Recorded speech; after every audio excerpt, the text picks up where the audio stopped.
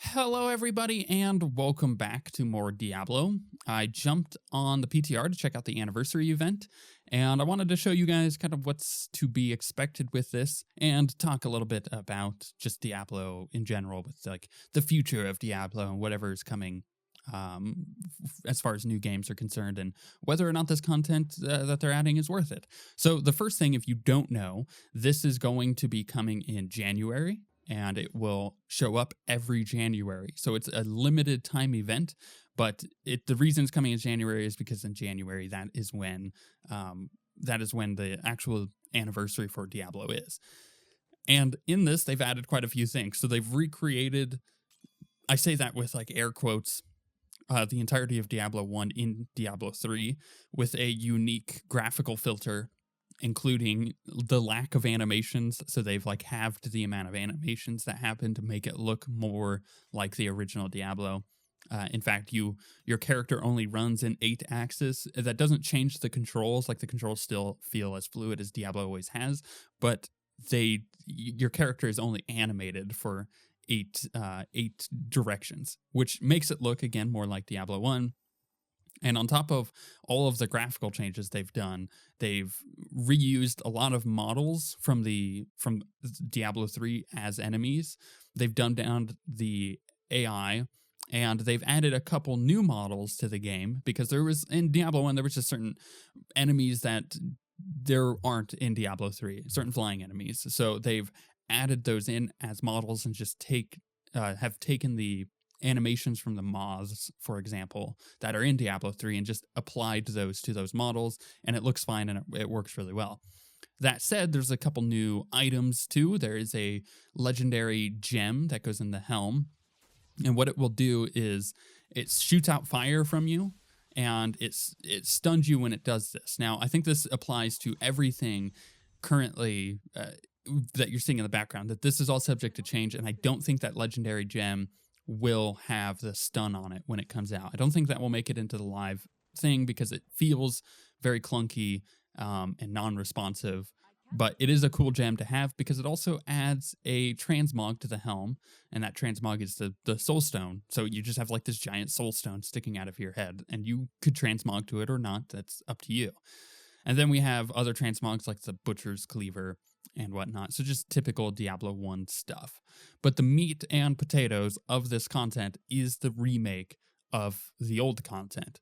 So basically, you just go to Old Tristram, and you go to, because there's a little pentagram on your map that indicates that the event is live.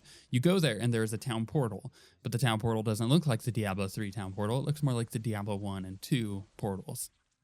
You walk through it, and that's when everything changes. It applies the filter, and then you just work your way down the dungeon like you did in Diablo 1. Now, a lot of people don't remember this, but Diablo 1 was just a continual dungeon. It just constantly kept like going down levels, where in like Diablo 2, which was probably one of the reasons why it was a lot more popular and played than Diablo 1, was that you went to different areas in Diablo 2. You went into Act 1 and 2, and then 3, and everything, and eventually you made it into Hell, where you didn't really do that in Diablo 1. In Diablo 1, the premise was the Soul Stone got embedded in this guy, and he is now pretty much underneath in the catacombs of Tristram. So you worked your way down from there. That's a generalization of the story, so don't hound me for that. But in this case, it is the exact same thing. You work your way over to the dungeon, then you start working your way down it. There are different levels. It's not just the Diablo 3 cathedral tile set the entire way down. It does change, as it did, back in the day too. And the cool thing about it is there are things that change about it, right? So you're going through and you're getting your typical zombies and little dudes with clubs, but then you, like I said earlier, you start getting the weirder enemies, the demons and things, as you get further and further down. And then you also have all the bosses. So another thing about Diablo 1 that wasn't the same with Diablo 3, and I guess Diablo 2 was the same way as Diablo 1 as well, where you would just walk into an area and then you would get a boss fight. That boss, sometimes you could kind of hear from a distance, or you can kind of feel that that's where you were going. Especially in Diablo 2, you had like the little quest log that would say like, hey, go kill this one person, and you would get the feeling that you're getting there because you've, fought your way down some arbitrary number of levels of something, and you knew that you were going in the right direction anyway, so the boss fight was inevitable. But in Diablo 1, the first time you walk into the butcher's room, you hear the fresh meat thing, and he starts running at you, and you get wrecked. That was pretty much everybody's experience with the first butcher. And it's the same thing in here. There's just a room that you open up, and the butcher's in it. There is no indication of, hey, you're about to fight the butcher. Are you sure you want to go in? Like there is in Diablo 3, which is cool. And it's very nostalgic in a way because that's the way that Diablo 1 was. And it's fun to get that even brief moment in the game where you are a tiny bit frightened and a little poo comes out because suddenly this dude starts running at you. And he's, none of the bosses are any joke. I'm doing it on T13. They do a lot of damage. It's kind of painful. But at the same time, it's more of a nostalgic thing. It's not like it's meant to be super challenging. So you go through, you defeat the butcher, he drops his cleaver, all of the other bosses are in the game. I don't want to spoil it for you because I think there are some really cool bosses that were in Diablo 1 with, some interesting mechanics that you get to figure out on your own when you go and do the event. And I wouldn't suggest, if you've never played Diablo 1, I wouldn't suggest looking up any of that stuff. Just go in and enjoy it for what it is. And I think that's what most people's experience is going to be. It's just going in to this content and enjoying it for what it is without having to worry about, whether or not you're min-maxing everything properly or anything like that. Just enjoy it the first time around, then go through, get all the achievements, and then just be done with it. Now, this is also just going to be the experience of pretty much most people, except for I would say the typical Diablo 3 player that is still playing Diablo 3, who is going to go through and min-max everything, go through it as fast as they can and get all the achievements within like the first couple hours.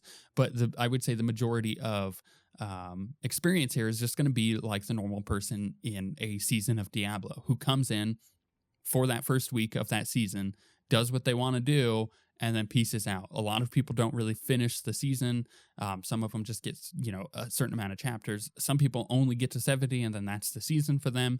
And then there's the people who actually, continually play Diablo 3 and farm and get on the leaderboards and stuff. So I would say that this event isn't going to be any more different than the people who just join a season for the first week and that's it. This event isn't going to bring a ton of people to the game, but the experience is going to be, they're gonna come for that first week and then be done with it.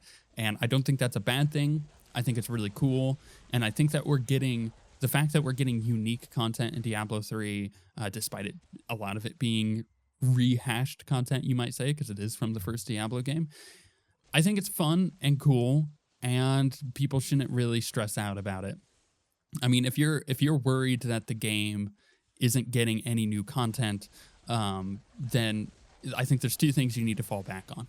The first is that we do know for a fact new content is coming to Diablo 3. They're adding new levels of like tile sets that are coming.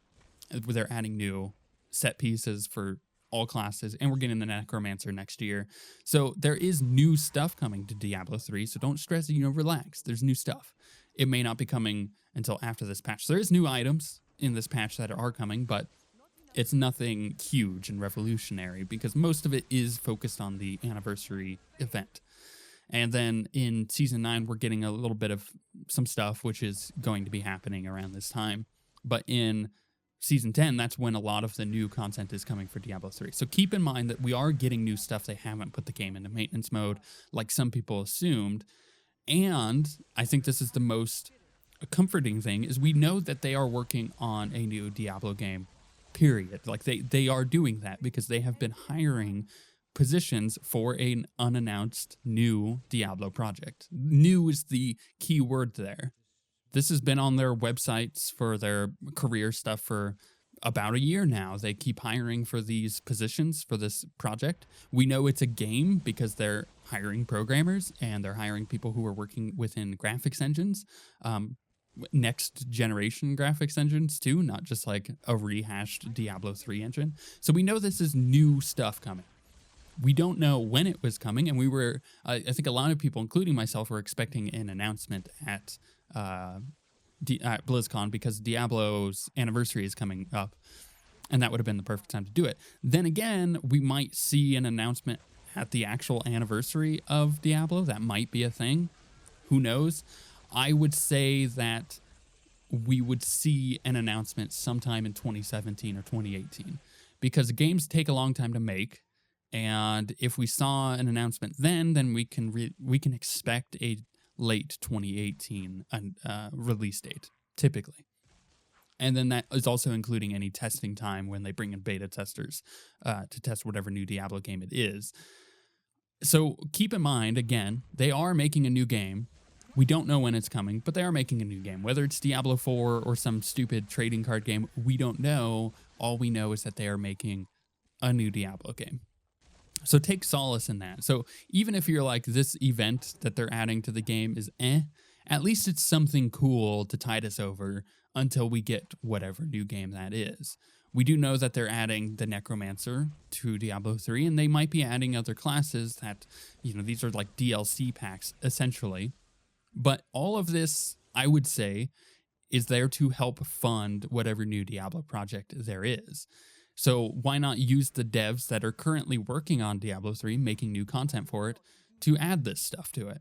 And maybe if you buy these, and this is just a random thought that I had earlier this week, what if we bought the Necromancer pack and then they, maybe a year later, maybe half a year later, once that comes out, announce a new Diablo project, but they say, hey, if you have Diablo 3 and if you bought the Necromancer and stuff, you're going to get those like very specific stuff related to those classes, maybe like a unique transmogrification set or unique pets, or I don't know, maybe they'll add mounts to Diablo. I don't know. Whatever interesting things they do for the new game, what if they add new content based on the people who bought that kind of stuff for Diablo 3 and supported Diablo 3? It would be interesting, and I think it would be a direction that I could see them going. Either way, what you're seeing in the background here, the gameplay for it, this is the event. It's nothing too special. It's cool. It's unique. And it's kind of fun to play through a couple times. Past that, it's just going to be, another like cow level event. There is some secret stuff involved in the event. I should say that. There are quite a few achievements involved with it that give you those portrait frames and the pets and everything. So there is a lot to do for like that week that you're going to be playing this event. But outside of that, not so much. So I'm excited to go back to it and play it when it comes out. I'll be playing Season 9 and Season 10 and Season 11. Like, I'll continue playing Diablo the way I have been playing Diablo. But I don't think that this is going to be a big showstopper. It's just a cool little unique thing. And until we get a new Diablo game announcement, because we know they're working on one, then I'm just going to continue playing Diablo 3 in the hopes that whatever comes next is even cooler, because I do actually enjoy playing Diablo 3. And I think whatever they add next is going to be, twice as cool anyways. So with that being said, if you've been able to jump on the PTR and try it out, let me know what you thought of it in the comments. Or if you have any questions, ask them and I can try to answer based on the stuff that I've played with it. But with that, we're going to see this in January, and it'll be pretty cool when it does happen. And I'm sure most people will be pleasantly surprised with the content. But we shall see you guys next time.